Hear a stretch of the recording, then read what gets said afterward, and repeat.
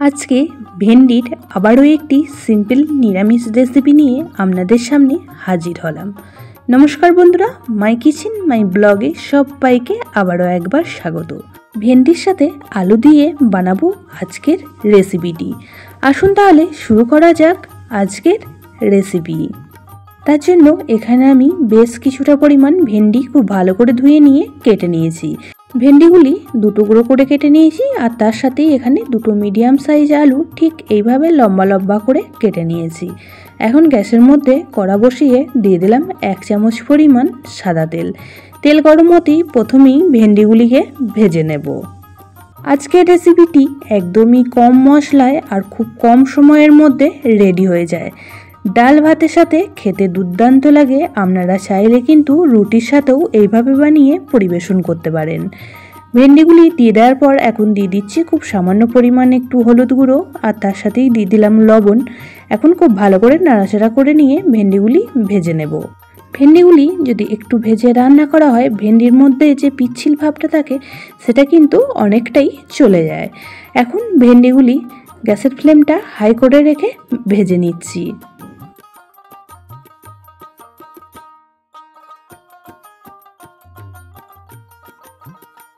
5 থেকে 7 মিনিট সময় নিয়ে ভেন্ডিগুলি ভেজে নিয়েছি।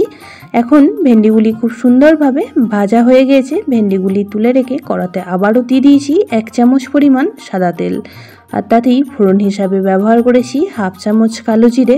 ফোড়নটি একটু ভেজে নিয়ে এখন অ্যাড করে দিচ্ছি কেটে রাখা আলুগুলি। ভেন্ডির অনেক রকমই রেসিপি খেয়েছেন, তবে আজকের রেসিপিটি একদমই অন্যরকম স্বাদের তৈরি হয়। অবশ্যই করে একবার এইভাবে বানিয়ে খেয়ে দেখবেন। আলুগুলি দিয়ে আলুগুলি তেলের মধ্যে খুব ভালো করে নাড়াচাড়া করে বেশ কিছুক্ষণ সময় নিয়ে ভেজে নেব। আলুগুলি 1 মিনিট সময় নিয়ে নাড়াচাড়া করার পর 2 মিনিট ঢাকা চাপা দিয়ে রান্না করে নিয়েছি। এই পর্যায়ে আলুগুলি দেখুন একটু লাল লাল করে ভাজা হয়ে গেছে। মাঝে একবার ঢাকনাটা খুলে আমি নাড়াচাড়া করে দিয়েছিলাম। এখন দিয়ে দেব এর মধ্যে একটি মশলার পেস্ট। এই মশলার পেস্টটা আমি আগে থেকেই রেডি করে রেখে দিয়েছি। একটা টমেটো আর একটা কাঁচা লঙ্কা। এই রেসিপিতে আমি কোনো রকম আদা রসুন ব্যবহার করব না। এই টমেটো আর কাঁচা লঙ্কা দিয়েই তৈরি হবে আজকের এই রেসিপিটি। মিক্সিং জারটা ধুয়ে আরও কিছুটা পরিমাণ জল অ্যাড করে দিলাম। এখন গুঁড়ো মশলাগুলি অ্যাড করে দিচ্ছি। দিয়ে দিয়েছি ছোটো চামচের 1/2 চামচ হলুদ গুঁড়ো, 1/2 চামচ ধনিয়া গুঁড়ো আর এখানে দিয়ে দিয়েছি 1/2 চামচ ঝাল লঙ্কার গুঁড়ো আর তার সাথে দিয়ে দেবো এখানে স্বাদ অনুযায়ী লবণ। তবে অবশ্যই করে লঙ্কাটা আপনারা আপনাদের পরিমাণ মতন ব্যবহার করবেন, কারণ আগে আমি টমেটোর সাথেও কাঁচা লঙ্কা দিয়ে পেস্টটা রেডি করেছিলাম। এখন সমস্ত মশলাটা খুব ভালো করে আলুর সাথে নাড়াচাড়া করে কষিয়ে নেব। পুরনো বন্ধুরা সবসময় পাশে থাকার জন্য অনেক অনেক ভালোবাসা। নতুন বন্ধুরা যারা চ্যানেলে ভিজিট করছেন, চ্যানেলটি এখনও পর্যন্ত সাবস্ক্রাইব করেননি তাদের কাছে অনুরোধ রইল চ্যানেলটি সাবস্ক্রাইব করে পাশে বেল আইকনটি অল করে দেবেন। তাহলে আমি যখনই কোনো ভিডিও দেব নোটিফিকেশন সবার আগে আপনাদের কাছে পৌঁছে যাবে। 1 থেকে 1.5 মিনিট সময়ের জন্য ঢাকা চাপা দিয়ে রান্নাটা করে নিয়েছি। আর এখন দেখুন মশলাটা খুব সুন্দরভাবে কষানো হয়ে গিয়েছে। মশলার সাইড থেকে তেল ছেড়ে আসছে। আজকের রেসিপিতে আমি কোনো রকমভাবে জলের ব্যবহার করব না। আজকের রেসিপিটি একদমই শুকনো শুকনো হবে। এখন ভেজে রাখা ভেন্ডিগুলিও অ্যাড করে দিলাম।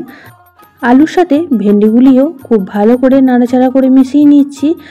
ডাল ভাতের সাথে যদি এরকম একটি রেসিপি থাকে আর কিন্তু কিচ্ছু লাগবে না।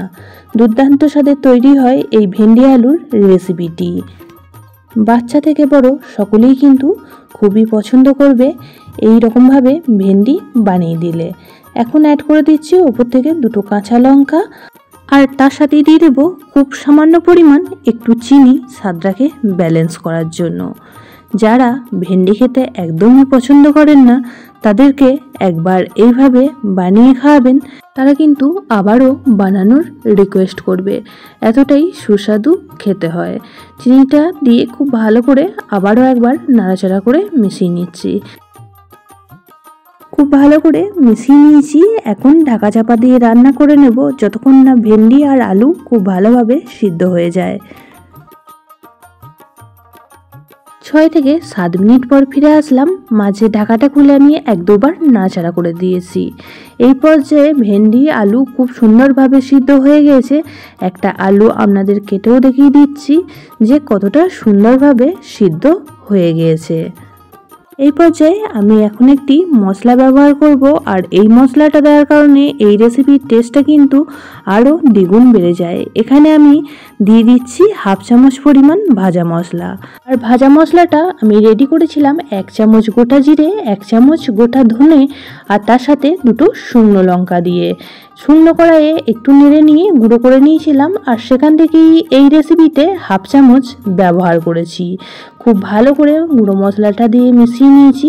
আর আজকের রেসিপিটি কিন্তু একদমই রেডি হয়ে গিয়েছে। এখন স্ট্যান্ডিং টাইম করে রেখে দেবো 30 মিনিট। তারপর একটা প্লেটের মধ্যে সার্ভ করে দিয়েছি। দেখতে যতটাই সুন্দর হয়েছে, খেতেও কিন্তু দুর্দান্ত হয়েছিল। আপনারা চাইলে ডাল ভাত বা রুটি সব কিছুর সাথেই কিন্তু এই রেসিপিটি পরিবেশন করতে পারেন। অবশ্যই করে একবার এইভাবে বানিয়ে খেয়ে দেখবেন, এর টেস্ট কিন্তু ভুলতে পারবেন না। আজকের রেসিপিটি আপনাদের কেমন লাগলো অবশ্যই কমেন্ট বক্সে জানাবেন। বেশি ভালো লেগে থাকলে একটি শেয়ার করে দেওয়ার অনুরোধ রইল। সবাই খুব ভালো থাকবেন, সুস্থ থাকবেন। আবারও দেখা হবে অন্য কোনো ব্লগ বা রেসিপির সাথে।